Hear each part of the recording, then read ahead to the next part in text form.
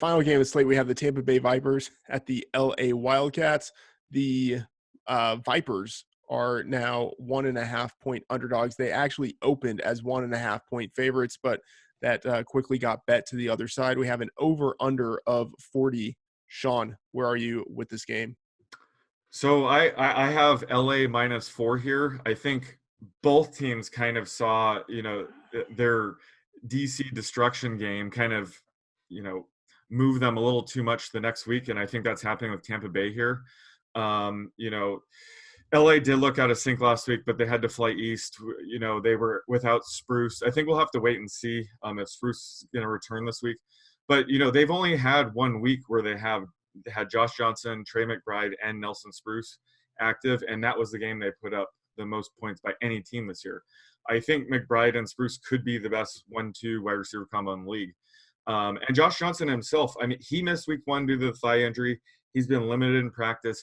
He hasn't looked as mobile, and we all know that he's a great rushing QB. So I think he's going to only get better as he gets his thigh injury gets closer to 100%. So I think LA's a team that's on the rise despite the bad performance last week in New York. So I think getting them -1.5 here, there's some value there. And then, when it comes to DFS, if Spruce is out again, Trey McBride is free square again this week. He's well worth the price. And then for a more contrarian pivot on this game, I think Jalen Tolliver and Reese Horn, they're both in the mid 5.5K range. Everyone's going to kind of flock to Dan Williams, who sort of went off last week for 7 catches, 72 yards. But really all 3 wide receivers in this offense are pretty interchangeable. So, just taking the cheaper guys this week, I think, is a way to invest. If you think the Tampa Bay offense is a team you want to invest in, Tolliver and Reese Horn are cheaper options I think I can get behind in GPPs only. McBride is really intriguing. In week 4, he had 169 air yards. In week 3, and by the way, 169 last week was the high for the slate. In week 3, he had 180, which was number 2 behind only Cam Phillips. So he is being targeted heavily and down the field quite a bit, where he can use his speed, use his size, really to exploit defenders he's going against. So a great situation for him. Definitely intriguing for DFS. Raybon, what do you think of this game? Yeah, I agree. I bet the Wildcats. They're actually my 4th highest rated team after Houston, St. Louis, and Dallas. And a lot of that is, number one, they made some changes after week 1, both on defense and with getting quarterback Josh Johnson back, which I think, you have to factor that in to a certain extent.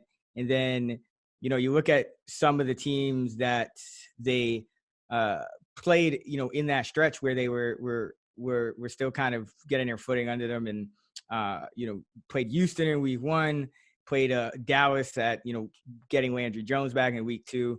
So they played DC and New York these past couple weeks, and it didn't look good against New York. But given the strength of schedule or whatever, it's not really a big knock to lose by 3 across the country on the road to the Guardians. I think everyone, as Sean pointed out, is kind of overreacting week to week, but I don't really have that dinging LA as far as, their team power ranking. They only lost for me 0.2 of a point for that 3-point loss in New York. And now you have Tampa Bay having to go all the way from, across, from where they're at home, all the way across the country to LA. So I think that this is a good bounce back spot to buy back on LA. And I also have LA rated as the team with the 2nd highest total on a neutral field. So this game, I have two games for me where feature top 5 quarterbacks. One of them, Phillip Walker and BJ Daniels, I have them ranked number 1 and number 4 in that Houston-Seattle game. And then in this game, it's Josh Johnson, number 3, and Cornelius I have at number 5. So I think this game could be some sneaky offense. I think it's a good DFS stacking option if you want to pivot away from the Roughnecks game and try to find a game that could be the highest scoring game of the week.